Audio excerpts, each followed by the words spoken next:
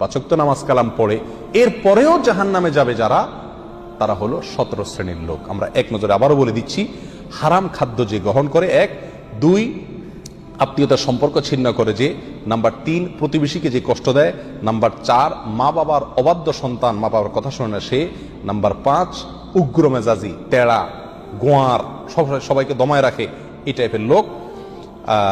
Number 6 অধীনস্থদেরকে, প্রজাদেরকে, যে সমস্ত শাসকেরা, যে সমস্ত রাজারা, যে সমস্ত রাষ্ট্রপ্রধানেরা, সরকার প্রধানেরা বা যে যে লেভেলে আছে সে তার প্রজাদেরকে ধোঁকা দেয় যে তারা।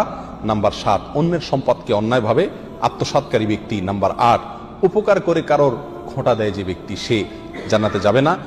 নাম্বার 9 চগলখোর ব্যক্তি জান্নাতে যাবে না, মানুষের পিছনে কথা লাগায় বেড়ায় একজনের আরেকজনের কাছে।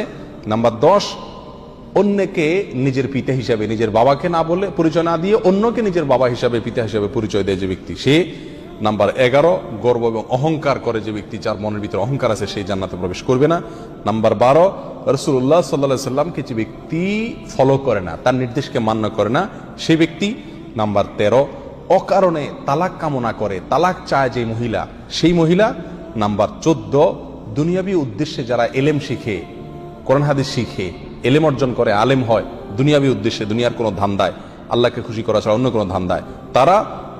নাম্বার 15 চুলে বা দাড়িতে কোনো জায়গায় কালো কলব, পিওর কালো কলব ব্যবহার করে যারা, তারা।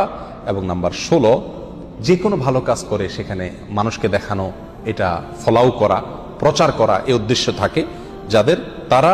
নাম্বার 17 ওয়ারিশকে বঞ্চিত করে তার হক থেকে, এরকম অভিভাবক। এই শ্রেণীর লোকেরা মুসলমান হয়েও জান্নাতি হতে পারবে না। আল্লাহ তাআলা আমাদের সবাইকে এই দুর্ভাগাদের তালিকা থেকে আমাদের নামগুলোকে বের করে আনার তৌফিক দান করুন। চেষ্টা করব এই 17 শ্রেণীর কোনোটিতে যাতে আমার নাম না থাকে, এটাকে টাঙায় রাখবো, ঝুলায় রাখবো লিস্টটাকে, এবং আমার ভেতরের কোনো পয়েন্ট আছে কিনা সেটা দেখে যাচাই করে সেখান থেকে নিজেকে বের করে আনবো ইনশাআল্লাহ। এরপরে আল্লাহ সুবহানাহু ওয়া তাআলার কাছে জান্নাত চাইতে পারবো, আশা করতে পারবো জোরালো ভাবে।